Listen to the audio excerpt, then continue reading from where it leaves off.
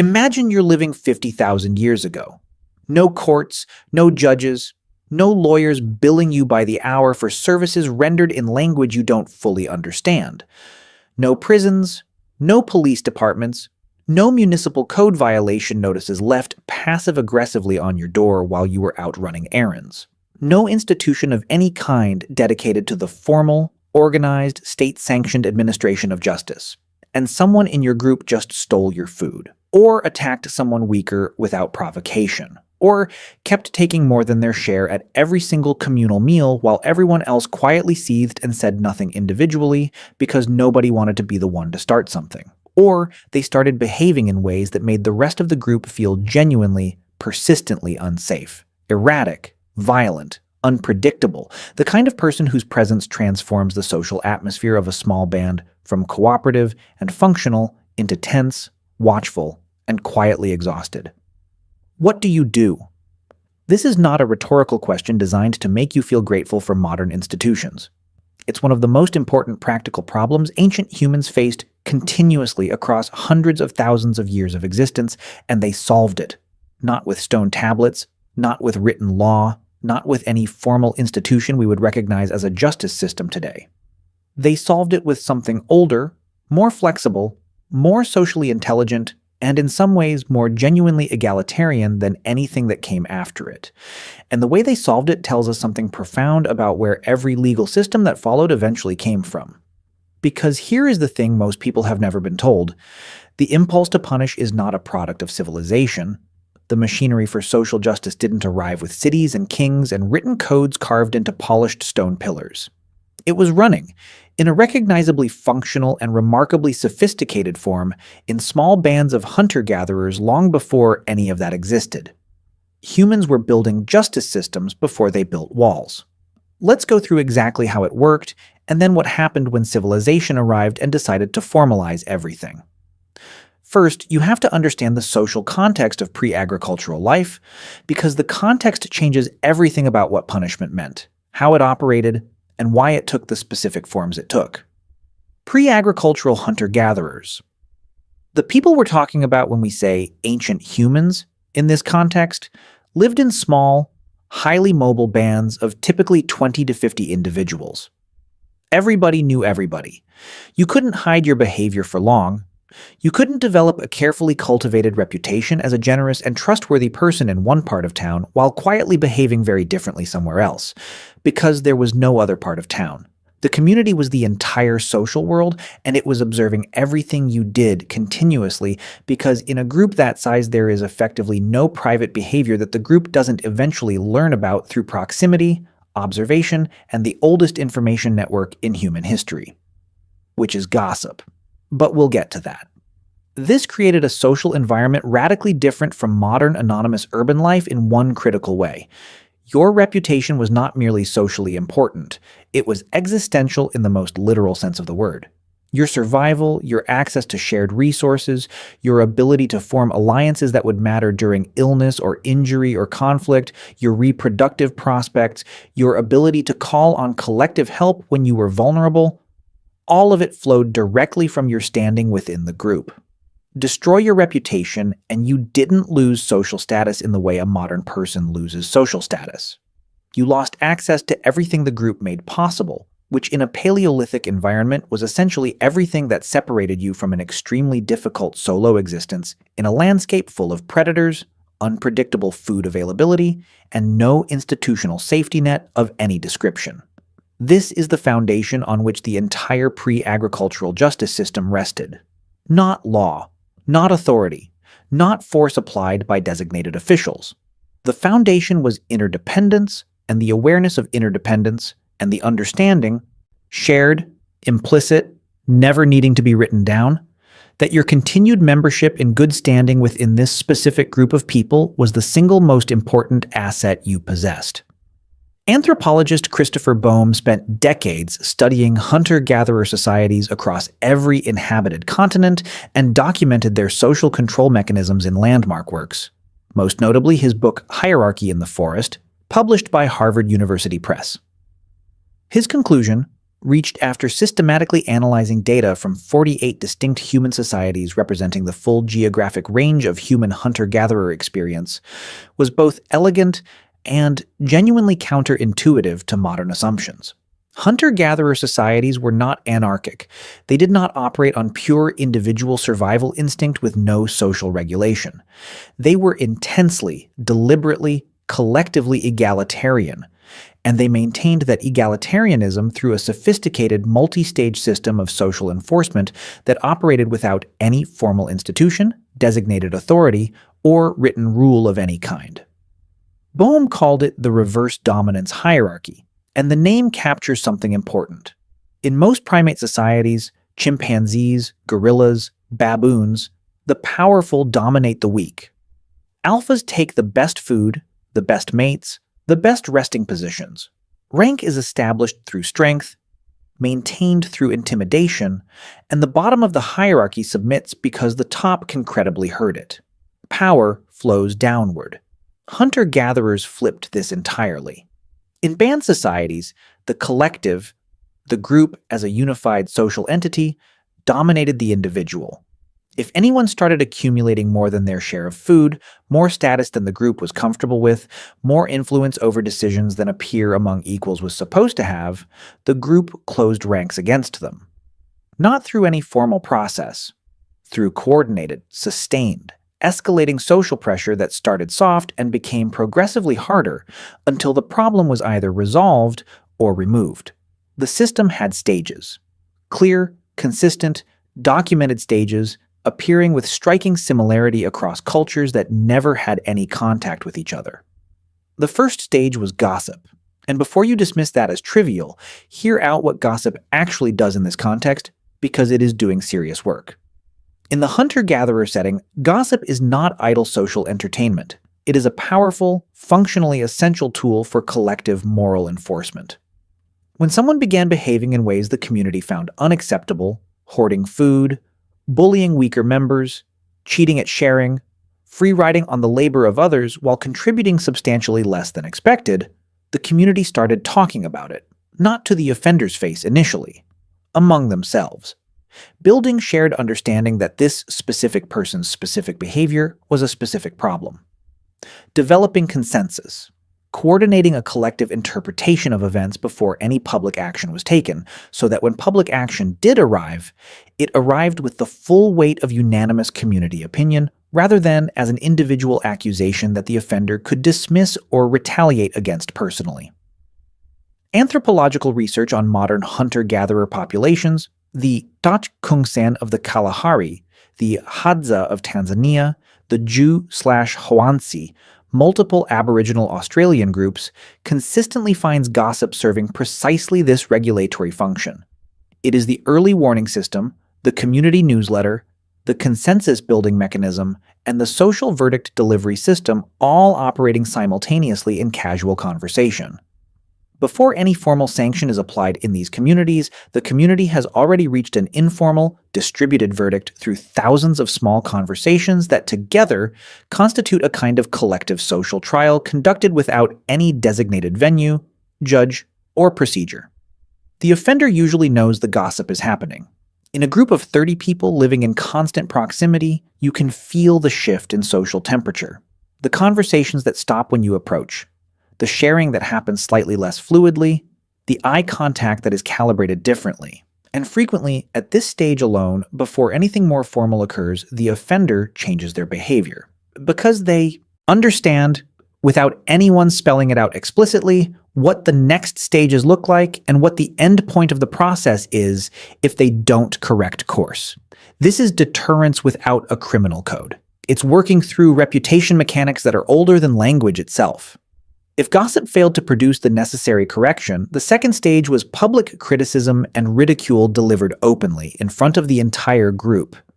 In a small band society, public ridicule is not a minor social discomfort that you survive and eventually forget about. It is a serious social event with lasting structural consequences.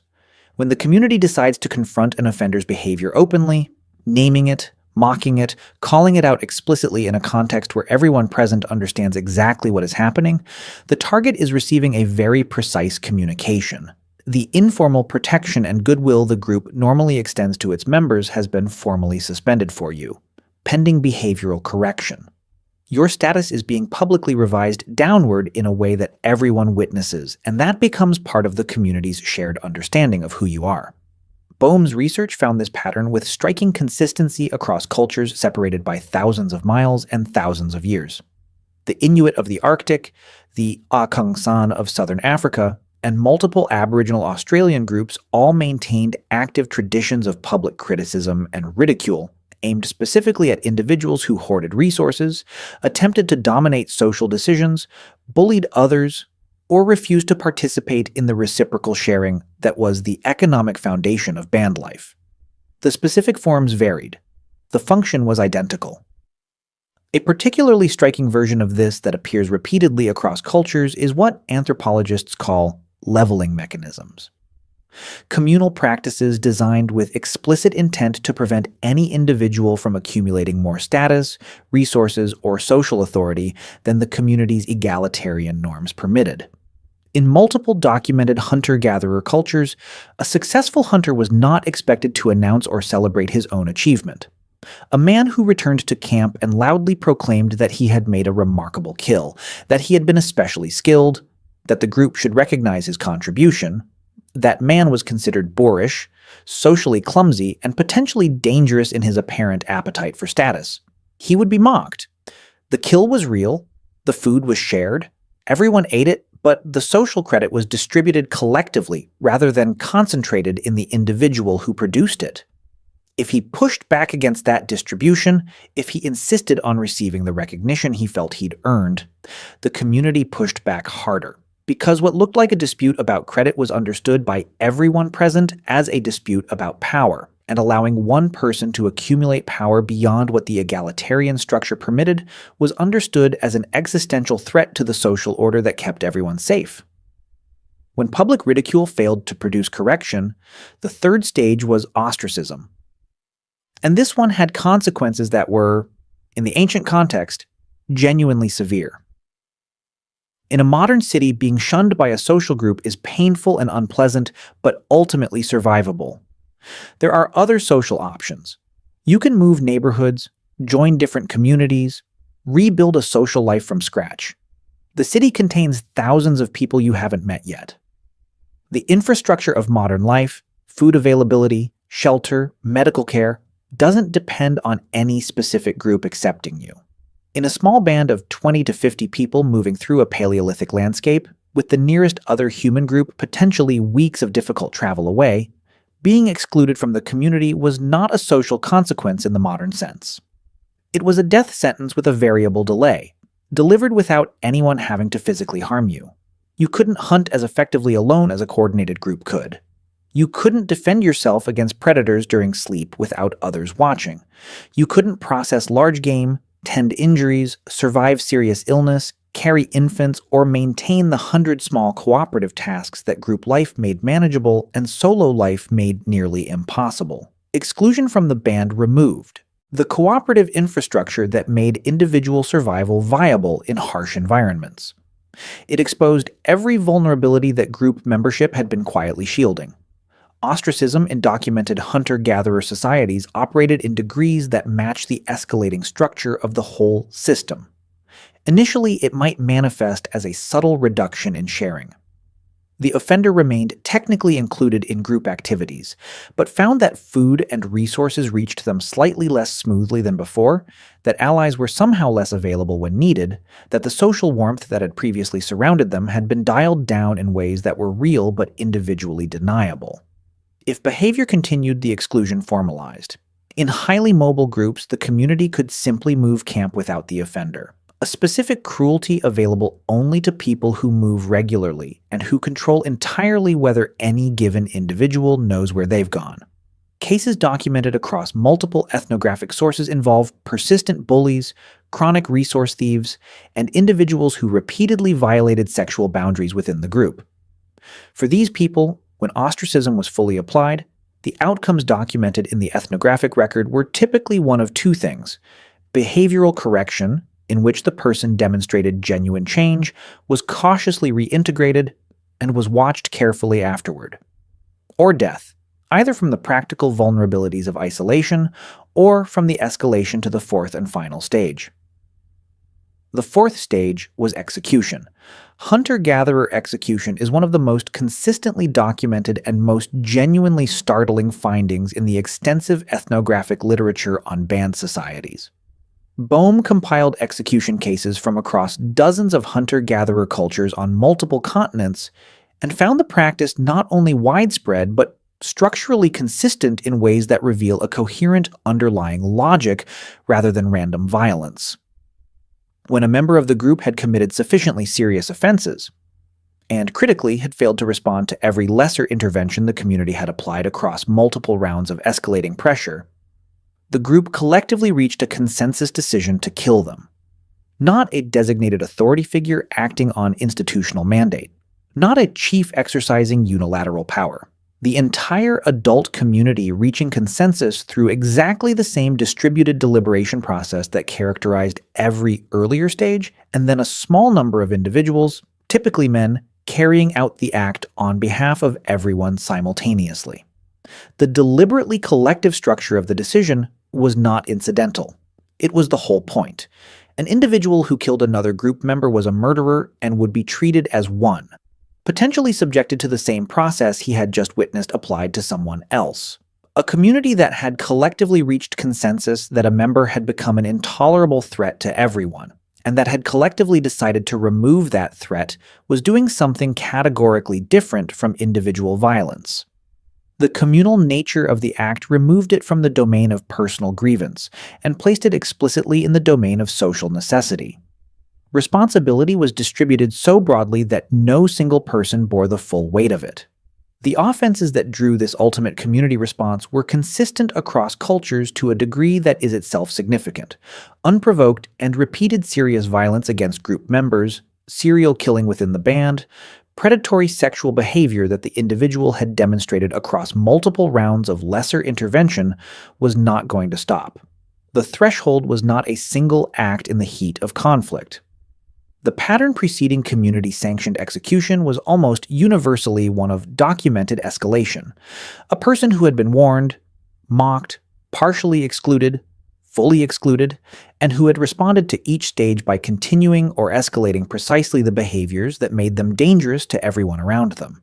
This is, in its essential structure, recognizably a justice system, not a primitive proto-version of one, not the blunt early sketch of something that would eventually become law. A justice system. It has proportionality. Minor offenses produce minor sanctions. Serious offenses escalate through progressively severe responses. It has process. The community doesn't jump from first offense to execution. It works methodically through stages with space for a correction at each level. It has consensus. No individual decides alone. It has purpose. The explicit goal is not personal revenge, but the restoration and maintenance of a functional, safe, cooperative social environment for everyone who depends on it. Now fast forward several thousand years, because this is where the story takes a turn that complicates the simple narrative of human progress. When humans settled into agricultural societies and began building the first cities and formal states, the justice system didn't immediately improve in every dimension. It got more elaborate. It got written down. It got scalable in ways that small band social enforcement could never be, and it introduced something the hunter-gatherer system, for all its limitations and occasional brutality, had been specifically and deliberately designed to prevent. The oldest physical law code that archaeologists have so far recovered is the Code of Ur-Nammu, written in ancient Sumer in Mesopotamia around 2100 to 2050 BCE, more than 4,000 years ago. It was inscribed on clay tablets in cuneiform script, organized in a logical if-then structure that any modern lawmaker would immediately recognize. If a person commits offense X, the legal consequence is Y. Clean, legible, consistent, written down so that it applied predictably to everyone, rather than being administered differently in every individual case by whoever happened to be in charge that day. What's genuinely remarkable about Ur-Nammu's code, when you look at it closely, is the approach it took to physical harm between ordinary people. For bodily injury, knocking out someone's eye, breaking someone's bone, knocking out a tooth. The code specified monetary fines rather than physical retaliation. A knocked-out eye cost the offender half a mina of silver. A knocked-out tooth cost 2 shekels of silver. The orientation was toward financial compensation for the victim rather than physical punishment inflicted on the offender. Restore the balance economically. Make the harmed party whole, or as close to whole as money could manage.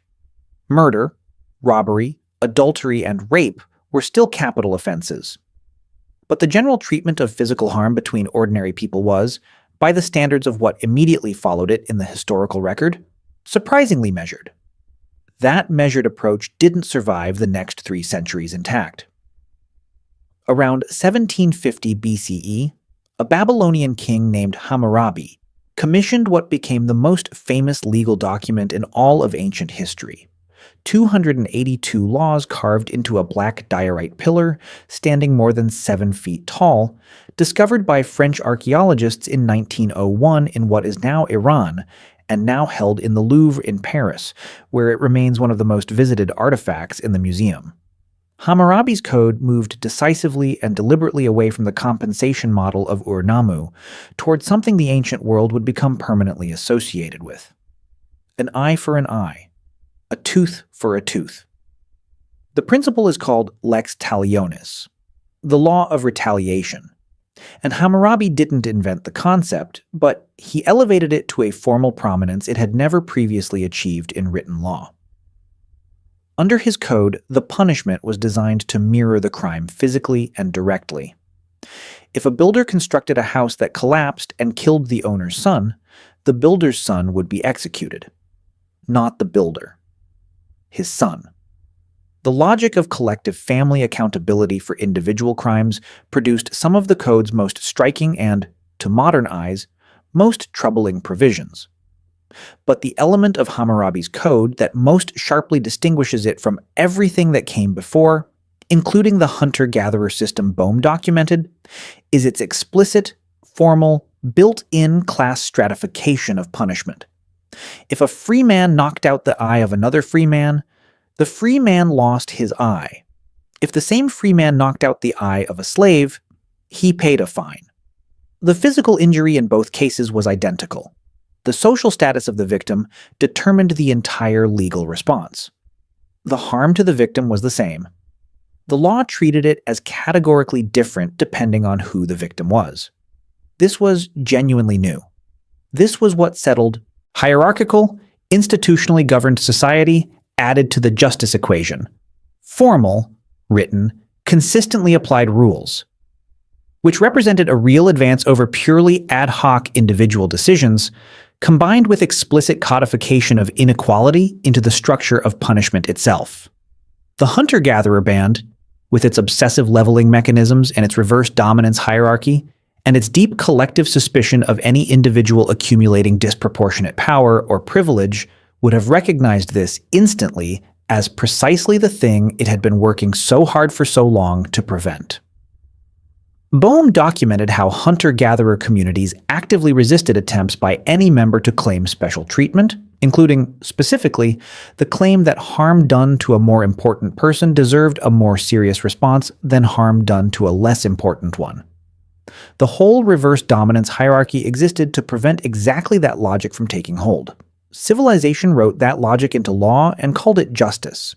Here's what all of this adds up to, and it is genuinely worth sitting with for a moment. The hunter-gatherer justice system, with its escalating stages moving from gossip through ridicule, through ostracism, through community execution, running on collective consensus rather than designated authority, maintained by distributed social responsibility rather than institutional officials, was not a crude, undeveloped prototype of what came later. In several important respects, it was more sophisticated than the early written codes that replaced it. It had genuine proportionality built in from the ground up. It had multi-stage process with space for correction at every level. It had a distributional ethics encoded in its design. The powerful were not exempt from social sanction. The entire point of the reverse dominance hierarchy was that nobody was exempt. Being stronger or better at hunting or more charismatic bought you no protection whatsoever from communal enforcement of shared behavioral norms. If anything, accumulating any of those advantages made the community watch you more carefully, not less. The shift to written codes, formal institutions, and professional legal systems brought genuine, irreplaceable benefits. Predictability across a much larger population, protection from purely arbitrary individual decisions by whoever happened to have power at any given moment, the ability to govern communities far too large for everyone to know everyone personally. But it also introduced the formalization of social inequality into the structure of justice itself, in a way that the hunter-gatherer system had been actively and consciously fighting against for most of human existence. The ancient human standing in collective judgment over a chronic bully who had refused every lesser intervention the community offered didn't have a courtroom or a gavel or a legal code or a professional vocabulary for what they were doing. But they had something that every court in every civilization that followed was trying with varying degrees of success to replicate: the genuine consensus of a community that collectively cared about the outcome. Everything else, the codes, the courts, the carved stone pillars, the lawyers, was infrastructure. The impulse it was built around was already fully formed before any of it existed.